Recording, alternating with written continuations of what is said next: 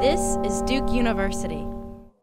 Stephen Hadley, former national security advisor under President George W. Bush, addressed about 200 members of the Duke community Tuesday night, examining some of the biggest challenges facing the nation today. Some of them are economic, some of them are about energy independence so that Europe is less dependent on Russia.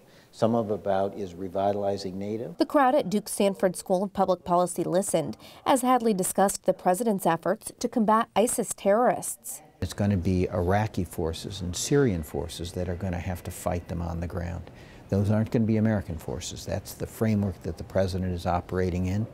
And if you look at many Republicans, that's the framework Republicans have been operating in. Still, Hadley believes Obama's legacy is far from written as he enters the final 2 years of his presidency. Depend a lot on how at the end of his second term things are going with Putin and Ukraine in Europe, how things are going against ISIS in the Middle East, and how we're doing with China. Hadley also touted the successes of his former boss, President Bush. I think he was a strategic leader, and I think he also was the right man and the right president, particularly after 9/11. And I think that was a great moment for him as he got through the country one of the most difficult moments in its recent history.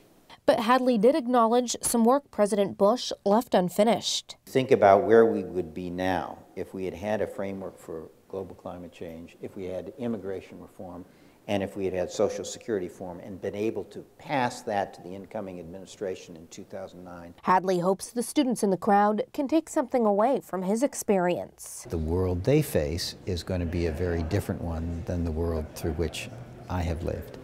And there will be new challenges, but there will also be new opportunities. Reporting for Duke University, I'm Julie Schoonmaker. Produced by Duke University.